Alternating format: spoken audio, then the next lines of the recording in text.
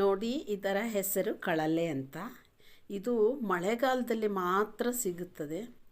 ಇದು ಬಿದಿರುಗಳು ಬೆಳೆಯುತ್ತಲ್ಲ, ಬಿದಿರು ಬೊಂಬೆಲ್ಲ, ಅಲ್ಲಿ ಈ ಮಳೆಗಾಲದಲ್ಲಿ ಚಿಗುರುತ್ತೆ ಇದು.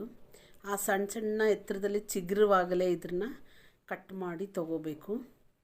ಆದರೆ ಇದು ಕ್ಲೀನಾಗಿ ಅದನ್ನು ತೆಗಿಬೇಕು. ಅದ್ರ ಸಿಪ್ಪೆಗಳನ್ನ ಎಳೆ ಎಳೆಯಾಗಿ ಎಲ್ಲ ತೆಗೆದು ಮಧ್ಯ ಮಧ್ಯ ಇರುವಂಥ ಗಂಟುಗಳನ್ನ ತೆಗೆದುಬಿಟ್ಬಿಡಬೇಕು. ಅದು ಹಾಕಬಾರ್ದು. ಎಳೆದಾಗಿರುವಂಥದ್ದನ್ನ ಕಟ್ ಮಾಡಿ ಅದನ್ನು ತಗೊಳ್ಬೇಕು. ಇದು ನೆಗಡೆ, ಶೀತ ಇಂಥದ್ದೆಲ್ಲ ಬೇಗ ಗುಣ ಆಗುತ್ತೆ. ಯಾಕೆಂದರೆ ಈ ಮಳೆ ಸೀಸನಲ್ಲಿ ಸಿಗೋದ್ರಿಂದ ಇದು ಸ್ವಲ್ಪ ಹೀಟು. ಇದೆಲ್ಲ ಚೆನ್ನಾಗಿ ಶೀತ, ಜ್ವರ, ನೆಗಡಿ ಎಲ್ಲ ಸ್ವಲ್ಪ ಕಡಿಮೆ ಆಗ್ತದೆ. ಮತ್ತು ಇದ್ರ ಹೊಟ್ಟೆಯಲ್ಲಿ ಕೂದಲುಗಳು, ಕಿಡ್ನಿಯಲ್ಲಿ ಕಲ್ಲು ಏನೇ ಇದ್ದರೂ ಇದು ವರ್ಷಕ್ಕೆ ಒಂದು ಸರಿ ತಿನ್ನಬೇಕು. ಇದು ತುಂಬ ಉಪಯೋಗಕರವಾದದ್ದು ಮತ್ತು ಆರೋಗ್ಯಕರವಾದದ್ದು. ಇದನ್ನು ತಿಂದರೆ ತುಂಬ ಒಳ್ಳೆಯದು. ಆದ್ದರಿಂದ ಇದನ್ನು ಇವತ್ತು ಮಾಡೋಣ ಅಂತ ತೊಗೊಂಡು ಬಂದಿದ್ದೀವಿ. ಎಲ್ಲ ನೋಡಿ, ಈ ಥರ ಸುಲಿದು ಆ ಎಳೆಗಳನ್ನೆಲ್ಲ ತೆಗೆದು ಕಟ್ ಮಾಡಿ ನೀರಲ್ಲಿ ಹಾಕಿ ಇಡಬೇಕು. ಇದು ವರ್ಷಕ್ಕೆ ಒಂದು ಸಾರಿ ತಿನ್ನಬೇಕು. ಭಾಳ ಒಳ್ಳೆಯದಿದು. ಕಿಡ್ನಿಯಲ್ಲಿ ಕಲ್ಲಿರುವಂಥದ್ದು, ಕೂದಲಿ, ಹೊಟ್ಟೆಯೊಳಗಿರುವಂಥದ್ದು ಅದನ್ನೆಲ್ಲ ತೆಗೆದು ಬಿಡುತ್ತೆ. ಇದು ತಿನ್ನಬೇಕು, ತುಂಬ ಒಳ್ಳೆಯದಿದು. ನೈಸರ್ಗಿಕವಾಗಿ ನಮಗೆ ಸಿಗುವಂಥದ್ದನ್ನ ನಾವು ತಿಂದರೆ ನಮ್ಮ ಆರೋಗ್ಯಗಳನ್ನ ಕಾಪಾಡಿಕೊಳ್ಬೇಕು. ಅದು ಈ ಮಳೆ ಟೈಮಲ್ಲೇ ಸಿಕ್ಕೋದು. ಮತ್ತು ಇದು ಬೇಸಿಗೆ ಟೈಮಲ್ಲೆಲ್ಲ ಇದೆಲ್ಲ ಸಿಗೋದಿಲ್ಲ. ಇದು ಸಿಕ್ಕುವಾಗ ತೊಗೊಂಡು ಚೆನ್ನಾಗಿ ತಿಂದು ನಮ್ಮ ಆರೋಗ್ಯಗಳನ್ನ ಕಾಪಾಡ್ಕೋಬೇಕು. ತುಂಬ ಒಳ್ಳೆಯದಿದು, ಆರೋಗ್ಯಕರವಾದ ಆಹಾರ. ಇದರಲ್ಲಿ ನಾರಿನಂಶನೂ ಇದೆ, ಕಬ್ಬಿಣಾಂಶ ಇದೆ, ಎಲ್ಲ ಥರದ್ದು ಒಂದು ಔಷಧಿಗಳ ಗುಣಗಳನ್ನು ಹೊಂದಿದೆ. ಇದು ಸಿಗೋದೇ ಕಷ್ಟ.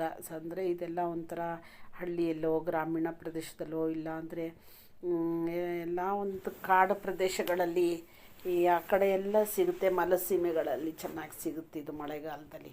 ಇದನ್ನು ಉಪಯೋಗಿಸೋದ್ರಿಂದ ಭಾಳ ಒಳ್ಳೆಯದು. ಇದನ್ನೆಲ್ಲ ತಿನ್ನಬೇಕು. ಇದನ್ನು ಕ್ಲೀನಾಗಿ ಎಲ್ಲ ಬಿಡಿಸ್ಬೇಕು. ಮಧ್ಯ ಮಧ್ಯದಲ್ಲಿ ಕಬ್ಬಲ್ಲಿ ಗಂಟು ಬರುತ್ತಲ್ಲ, ಆ ಥರ ಗಂಟು ಸೈಡನ್ನ ತೆಗೆದು ಬಿಸಾಕಬೇಕು. ಆ ಎಳೆದು ಮುಂದುಗಡೆ ಇರೋಂಥದ್ದನ್ನ ಕಟ್ ಮಾಡಿ ಕ್ಲೀನಾಗಿ ಕಟ್ ಮಾಡಿ ನೀರಲ್ಲಿ ಹಾಕಿಡಬೇಕು. ಮತ್ತು ಈ ಎಸೆಯುವಂಥ ಎಲೆಗಳಾಗಲಿ, ಯಾವುದೇ ನಾರಾಗಲಿ, ಹಸು ಮತ್ತು ಪ್ರಾಣಿಗಳು ತಿನ್ನುವಂಥ ಜಾಗದಲ್ಲಿ ಹಾಕಬಾರ್ದು. ಅದು ತಿಂದರೆ ಸತ್ತೋಗ್ಬಿಡುತ್ತೆ. ಅದನ್ನೆಲ್ಲ ಕ್ಲೀನಾಗಿ ಕವರ್ಗೆ ಹಾಕಿ ಕಟ್ಟಿಬಿಟ್ಟು ಅದಕ್ಕೆ ಸಿಗದಂಗೆ ಡಸ್ಟ್ಬಿನ್ಗೆ ಹಾಕಿ ದೂರ ಎಸಿಬೇಕು. ಆಮೇಲೆ ಮತ್ತು ಇದನ್ನು ನೀರಿನಲ್ಲಿ ಚೆನ್ನಾಗಿ ತೊಳಿಬೇಕು. ಇಟ್ಬಿಟ್ಟು 2 ದಿನ ನೀರಲ್ಲಿ ನೆನೆ ಹಾಕಿ ದಿನ ನೀರು ಚೇಂಜ್ ಮಾಡಿ ನೀರು ಹಾಕ್ಬೇಕು. ಅದರೊಳಗೆ ನಾರಿನಂಶ, ಒಂಥರ ಕಹಿ ಅಂಶ, ಉಗುರು ಅಂಶ ಅದೆಲ್ಲ ಹೋಗ್ಬಿಡುತ್ತೆ. ಅದು ಸಡನ್ನಾಗಿ ಮಾಡಿ ತಿನ್ನಬಾರ್ದು. ಅದನ್ನು ನೀರಲ್ಲಿ ನೆನೆ ಹಾಕಿ ಚೆನ್ನಾಗಿ ತೊಳೆದು ಮಾಡಬೇಕು. ಇದನ್ನು ಕಡಲೆಕಾಳು ಮತ್ತು ಏನೋ ತರಕಾರಿ ಇದ್ದರೆ ನಿಮಗೆ ಯಾವ ತರಕಾರಿ ಬೇಕಾದರೂ ಮಿಕ್ಸ್ ಮಾಡಿ ಹಾಕ್ಬೋದು. ನಾನು ಕಡಲೆಕಾಳು, ಸ್ವಲ್ಪ ಬಟಾಣಿ, ಹಲಸಂಡೆಕಾಯಿ 1-2, ಬೀನ್ಸ್ ಅದ್ರ ಜೊತೆ ಹಾಕಿ ಒಂದು ಪಲ್ಯ ಮಾಡೋಣ ಅಂತ ಇದ್ದೀನಿ. ಇದನ್ನೆಲ್ಲ ಹೆಚ್ಚಿ ನಾನು ತೊಳೆದು ನೀರಿನಲ್ಲಿ ಹಾಕ್ಕೊಳ್ತಾ ಇದ್ದೀನಿ.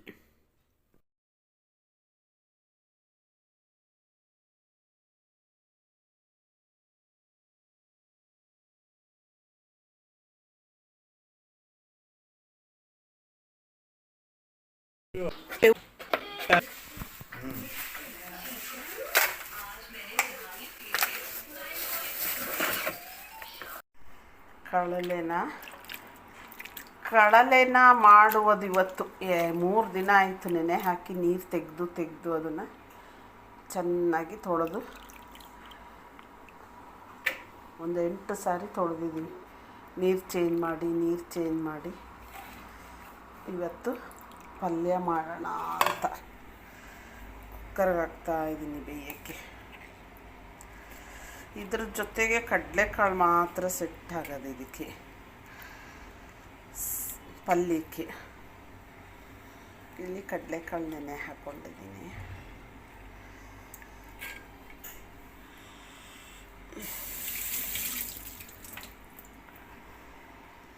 ಕಡಲೆಕಾಳು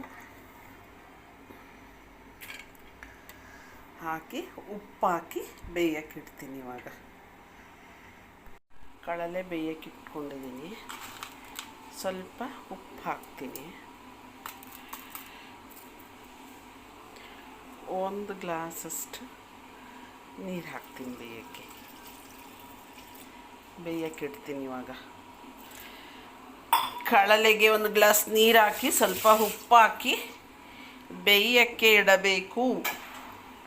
3 ವಿಶಿಲ್ ಹಾಕಿಸ್ಬೇಕು. ಸ್ವಲ್ಪ ಹಸಿ ಬಟಾಣಿನೂ ಸ್ವಲ್ಪ ಬೀನ್ಸ್ ಹಾಕಿದ್ದೀನಿ, ಜಾಸ್ತಿ ಬೇಡ ಅಂತ ಬೇಯಕ್ಕೆ. ಈಗ ಒಂದು ಬ್ಯಾಡಗಿ ಮೆಣಸಿನ್ಕಾಯಿ 6ರಿಂದ 7 ಮೆಣಸಿನ್ಕಾಯಿ ಹಾಕ್ಕೊಂಡು ಬಿಸಿ ಮಾಡ್ಕೊಂಡಿದ್ದೀನಿ. ಅದು ಫ್ರೈ ಆದಮೇಲೆ ಒಣಗಿದ್ದೇನೆ, ಎಣ್ಣೆ ಏನು ಹಾಕೋದು ಬೇಡ. ಆ ಹಂಚ ಮೇಲೇ ಬಿಳಿ ಪುಟ್ಟೆಳ್ಳು ಹಾಕಿದ್ದೀನಿ. ಪುಟ್ಟೆಳ್ಳು 2 ಸ್ಪೂನಷ್ಟು ಹಾಕಿದ್ದೀನಿ. ಎರಡನ್ನೂ ಚೆನ್ನಾಗಿ ಫ್ರೈ ಮಾಡಬೇಕು, ಸೀಸಬಾರ್ದು.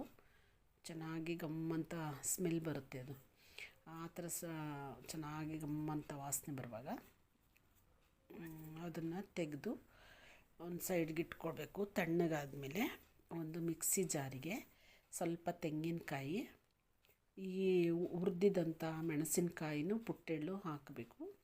ಸ್ವಲ್ಪ ಹುಣಸೆಹಣ್ಣು, ಒಂದು ಚಿಟಿಕೆ ಸ್ವಲ್ಪ ಹುಣಸೆಹಣ್ಣು ಹಾಕ್ಬೇಕು, ತುಂಬ ಹುಳಿ ಆಗಬಾರ್ದು. ಹಾಕ್ಬಿಟ್ಟು ನೀರು ಹಾಕಬಾರ್ದು, ಅದೇ ಥರ ಡ್ರೈ ಆಗಿ ಮಿಕ್ಸಿ ಮಾಡಿ. ಕಳಲೆಗೆ ಒಗ್ಗರಣೆ ಹಾಕೋಣ. ಎಣ್ಣೆ ಇಟ್ಟಿದ್ದೀನಿ.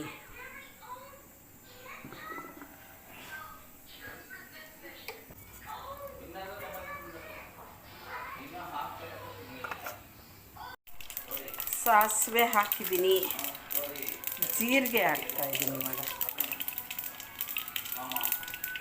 ಜೀರಿಗೆ, ಸಾಸಿವೆ, ಈಗ ಬೆಳ್ಳುಳ್ಳಿ ಹಾಕ್ತಾಯಿದ್ದೀನಿ.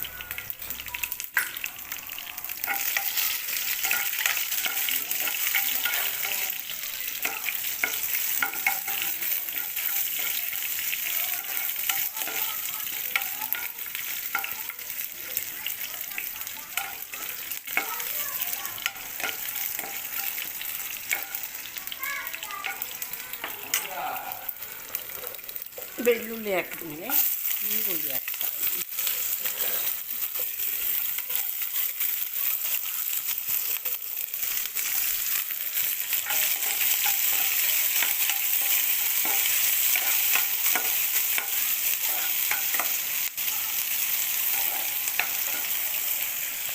ಈರುಳ್ಳಿ 2 ಹಸಿಮೆಣಸಿನ್ಕಾಯಿ ಹಾಕಿದ್ದೀನಿ.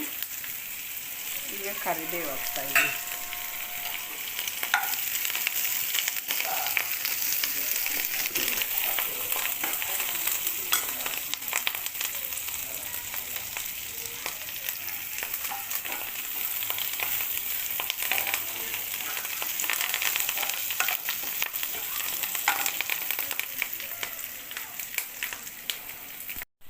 ಒಗ್ಗರಣೆ ಹಾಕ್ತಾ ಇದೆ, ಚೆನ್ನಾಗಿ ಈರುಳ್ಳಿ ಬೇಯಬೇಕು.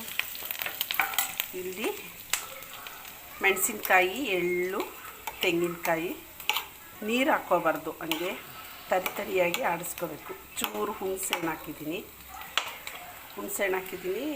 ಮೆಣಸಿನ್ಕಾಯಿ ಹಾಕಿದ್ದೀನಿ, ಎಳ್ಳು ಹಾಕಿದ್ದೀನಿ, ಕಾಯಿ ಹಾಕಿದ್ದೀನಿ. ಇಲ್ಲಿ ಈರುಳ್ಳಿ ಹುರ್ಕೊಳ್ತಾ ಇದ್ದೀನಿ. ಇದು ಕೆಂಪಾಗಕ್ಕೆ ಬಂದಿದೆ. ಚೂರು ಅರಶಿನ ಹಾಕ್ತೀನಿ.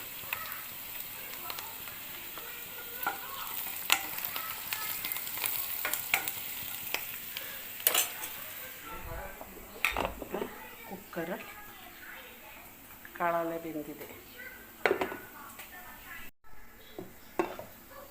ಈಗ ಕುಕ್ಕರಲ್ಲಿ ಬೇಯಿಸಿದಂಥ ಕಳಲೆ ಮತ್ತು ಕಡಲೆಕಾಳು, ಹಸಿ ಸ್ವಲ್ಪ ಬಟಾಣಿ ಇತ್ತು, ಬಟಾಣಿ ಎಲ್ಲ ಹಾಕಿದ್ದೀನಿ.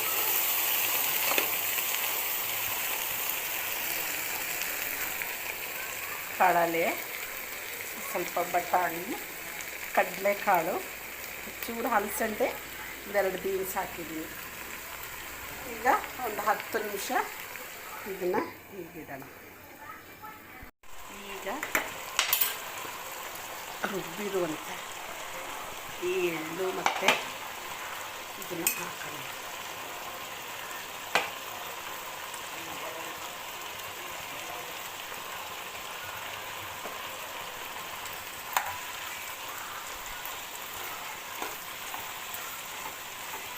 ವಾವ್, ಕಲರ್ಫುಲ್ ಆಗಿದೆ.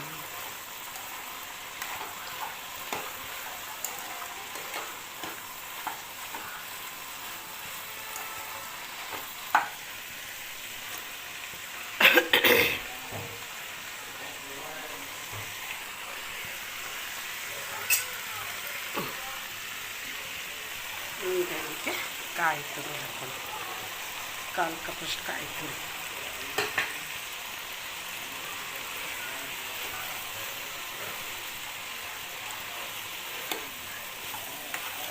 ರೆಡಿಯಾಗಿದೆ. ಉಪ್ಪು ಬೇಯೋಕ್ಕೆ ಹಾಕಿದ್ವಲ್ಲ,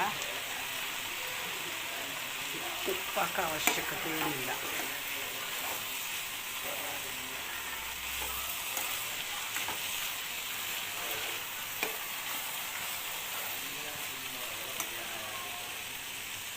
ನೋಡಿ ಎಷ್ಟು ಚೆನ್ನಾಗಿ ಆಗಿದೆ, ಎಲ್ಲ ರುಚಿಯಾಗಿದೆ.